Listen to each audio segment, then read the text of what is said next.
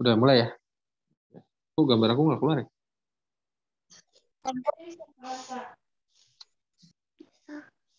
Oh, nggak nampak ya? Yaudah. Hari ini saya ditugaskan untuk menyampaikan buat teman-teman IGD di seluruh Bunda tentang Basic of Emergency, mereview ABCDE, pendekatan untuk penilaian secara cepat dan tepat kondisi-kondisi emergensi. Ya, mungkin teman-teman udah yang di IGD udah terutama dokter ya udah sering dengar ya apa itu ABCDE ya, airway, breathing, circulation, disabilitas dan exposure ya. Nanti itu saya teori-teorinya nanti teman-teman bisa baca sendiri. Saya sih berharap diskusinya hidup ya untuk hari ini. Cuma kalau teori ini biasanya teman-teman bisa cari dan bisa baca ya, gampang. Jadi nggak perlu terlalu diinin aja. Yang penting sharing aja. Ya, kita mulai ya. Slide masuk.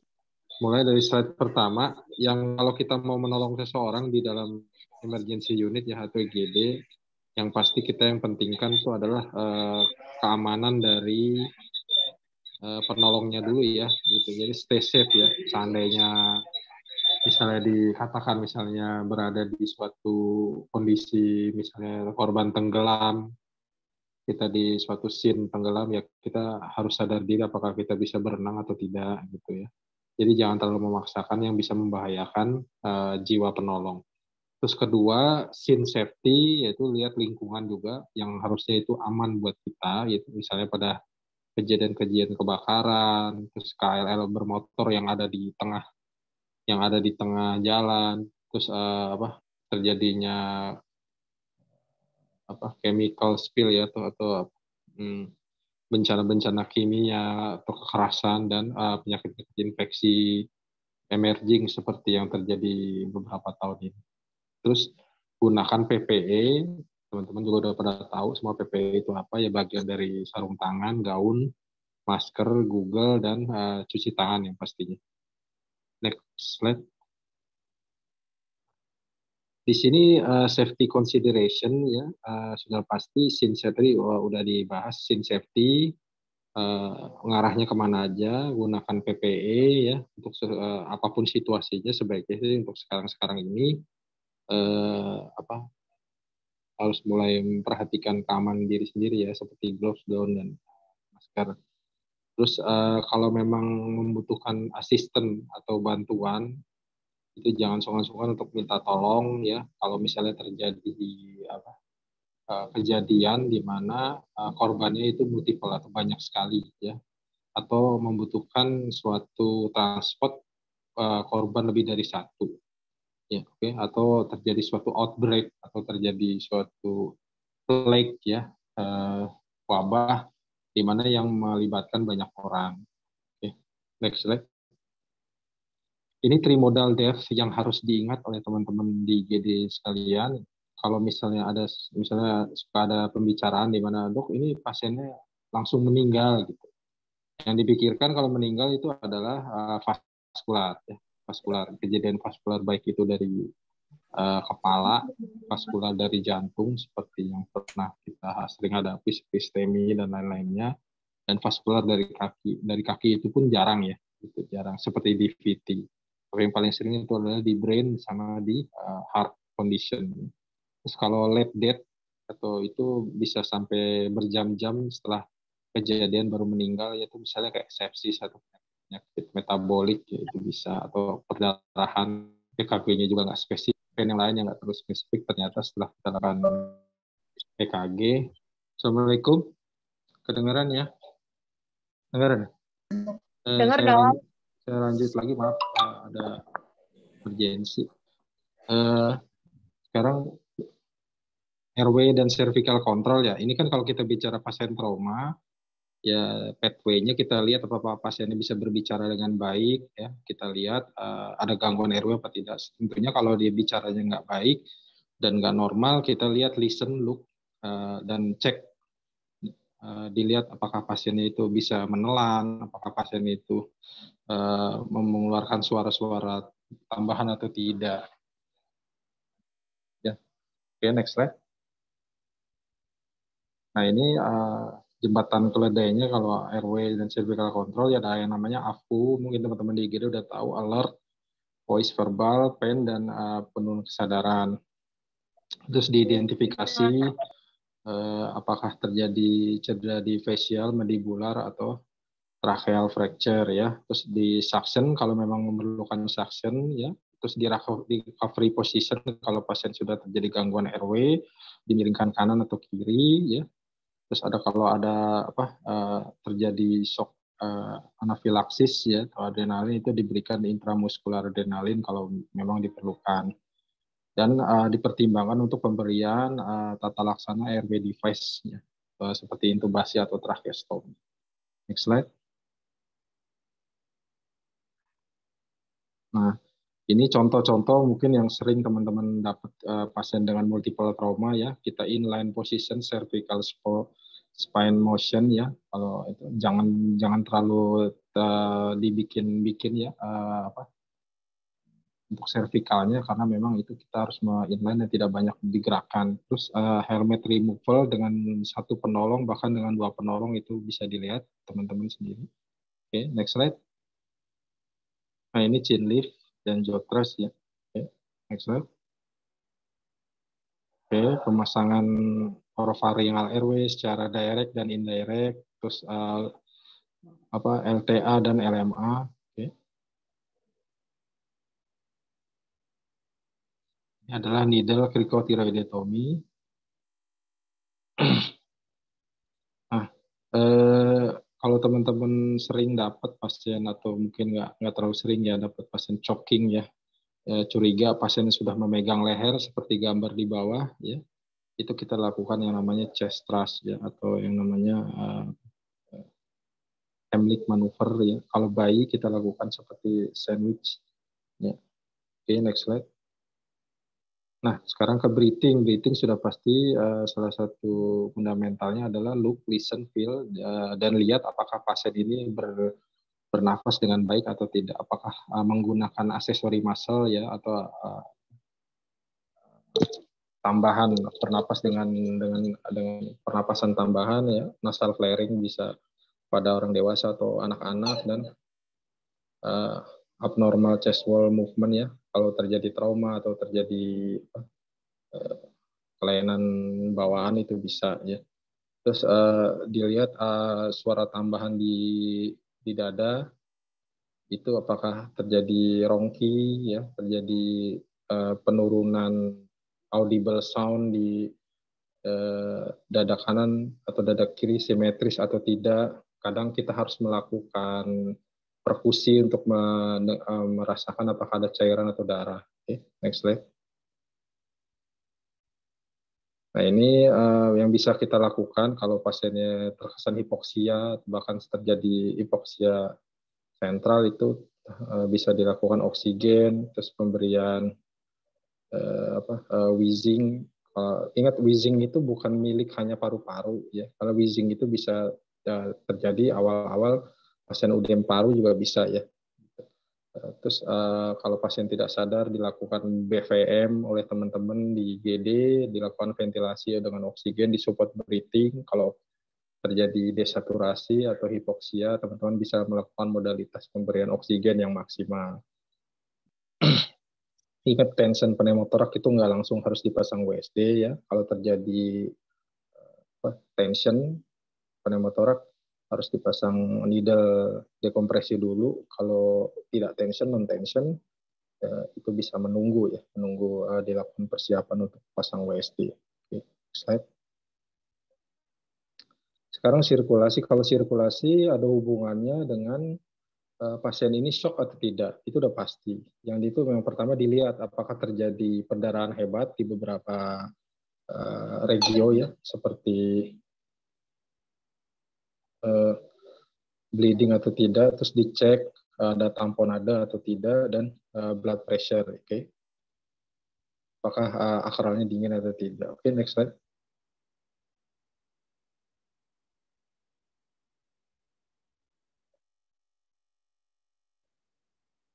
Circulation ini berkaitan dengan volume blood, cardiac output, dan bleeding.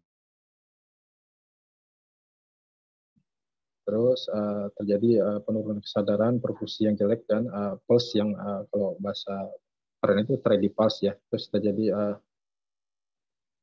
kalau misalnya terjadi poor perfusion ya kita harus memberikan fluid ya. Fluid ya buat teman-teman nggak usah bingung ya. Kalau fluid resusitasi itu isotonik ya. Yang tersedia di IGD itu ada RL, NS 0,9% atau asering ya. Jadi boleh tergantung dari kondisi pasiennya. Oke, next slide. Ini salah satu kalau kita berbicara tentang akut, kondisi akut dan life threatening condition yang lebih mendalam lagi, itu teman-teman bisa baca sendiri. Ada yang namanya obstruksi, anafilaksis, breathing, tension pneumotoraks, COPD, sirkulasi, shock, terus hipoglikemi, kejang, dan gigitan ular. Oke, next slide. Di sini dibahas satu persatu, tapi nggak harus saya sebutkan semua ya. Kalau airway obstruction, contohnya misalnya pada benda asing ya, itu biasanya kadang kelihatan, kadang enggak, menyebabkan suara-suara tambahan seperti stridor, snoring, dan gargling ya. Oke. Nah, manajemennya ya harus di-remove ya, di-remove artinya dibuang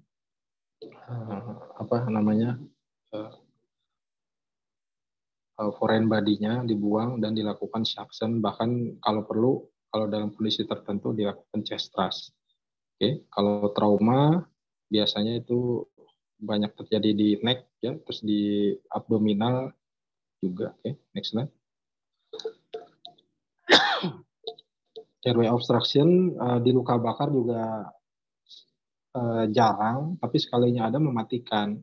Contoh misalnya pada tanda-tanda ada jelaga di leher ya, misalnya alisnya kebakar, mulutnya keluar jelaga, dan sebagainya, itu diberikan oksigen. Terkadang kita melakukan intubasi biasanya itu jauh lebih sulit ya, kalau terjadi airway obstruction gara-gara luka bakar. Ini contoh yang mungkin kesekian kalinya tentang severe allergic reaction. Mungkin teman-teman juga jarang dapat pasien seperti ini, tapi di IGD sering datang ya. Ini dari segala umur ya. Pasien yang habis makan sesuatu dia tidak tahu mengenai alerginya. Jadi pasien dengan kondisi seperti asma, wheezing, stridor, ya, terus kemerahan semua, pasiennya sesak napas bahkan sampai terjadi shock ya, shock distributif. Makanya pasien di tata laksana ABC langsung secara holistik. Okay. Tension pneumotoraks sudah tahu ya, opiat overdose ya, itu untuk mendiagnosanya teman-teman lihat dulu pupilnya gimana, tapi kita juga jangan terlalu berpaku sama ini harus antidotnya apa gitu, enggak gitu ya. Jadi dilihat ABC-nya aman atau enggak, baru dipikirkan nanti antidot yang akan mau digunakan. Next slide. Nah, kalau breathing condition banyak ya, baik jantung, baik paru-paru, maupun dari kondisi metabolik ya. Teman-teman bisa baca sendiri, di sini ada beberapa masalah breathing yang berkaitan dengan paru-paru seperti asma, PPOK, efusi pleura, dan hematotoraks. Next slide. Circulation condition. Contoh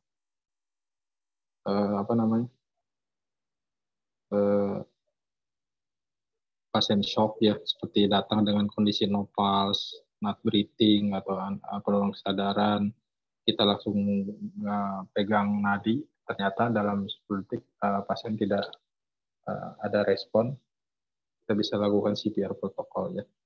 Kalau shock itu teman-teman jangan terlalu terpaku sama tensi, harusnya terpaku sama nadi dan kualitas dari nadinya tersebut ya gitu.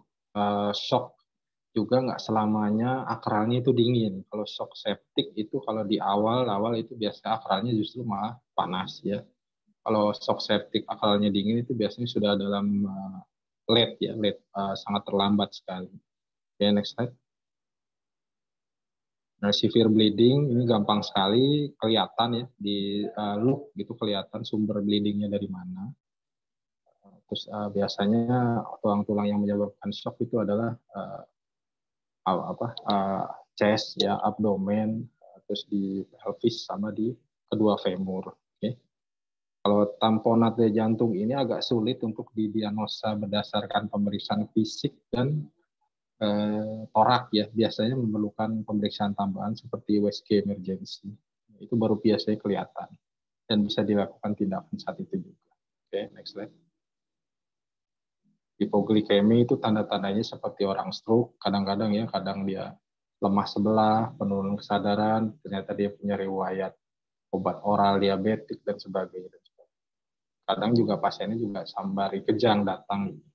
Jadi memang pada saat datang memang harus dioksigenasi dan pemeriksaan GDS. Setiap pasien nggak sadar harus diperiksa GDS gitu, untuk mengetahui apakah masalahnya di gula darah atau di lainnya.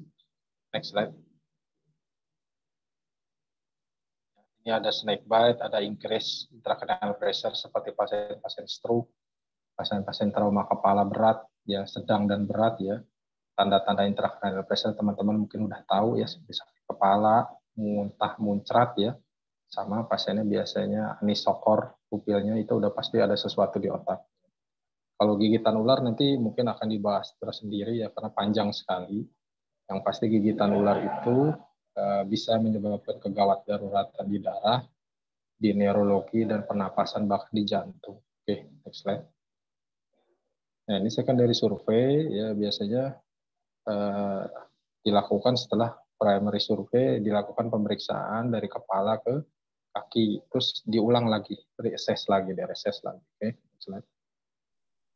Nah, ini sampel. Karena di antigen sudah mantap ya. Sign and symptoms, allergic, medication currently used, obat-obat yang digunakan, past illness, terus last meal, dan event atau environment. Next slide. Disability itu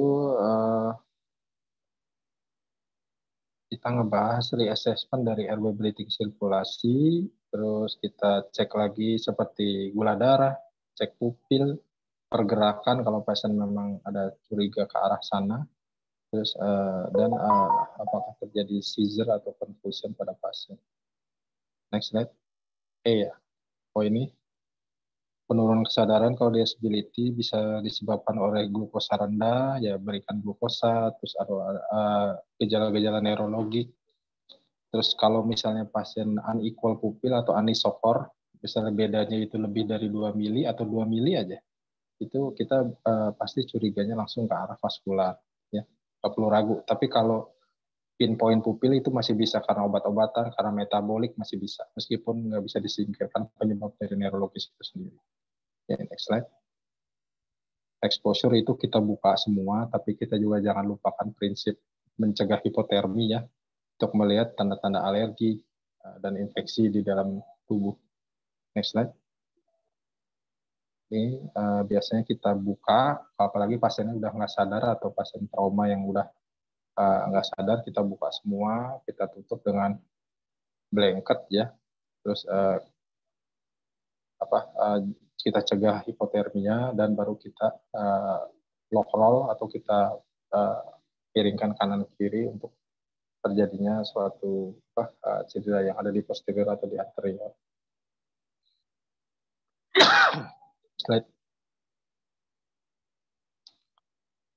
Ini nanti dibaca aja kali dok ya, dari kepala ya, kepala itu apa aja yang harus diperiksa, teman-teman tinggal baca. Saya mah udah jam segini mending diskusi aja ya, terus dicek, di scroll aja dok, terus maksilofacial wajah, terus ya cervical spine, oke, slide, chest, abdomen, pelvic. Nah, ini yang paling serius ya. Ini yang butuh, yang tadi saya bahas pagi itu butuh pemeriksaan seperti ultrasound ya. Memang nggak cukup hanya dengan pemeriksaan fisik. Ya, next slide. Oke, next. Musculoskeletal. Ini yang terakhir mungkin. Oke, next. Nah, ini take home message-nya harus pemeriksaan ABC itu harus cepat, sistematis, dan holistik semuanya. inisial ABC itu harus penting ya, karena itu life threatening. Kalau misdiagnosa sih sebenarnya wajar ya, makanya ada yang namanya secondary survey dan pemeriksaan head to toe. Semua ini bisa dilakukan kalau latihan ya, teman-teman. Oke, mungkin itu aja dari saya, nggak banyak.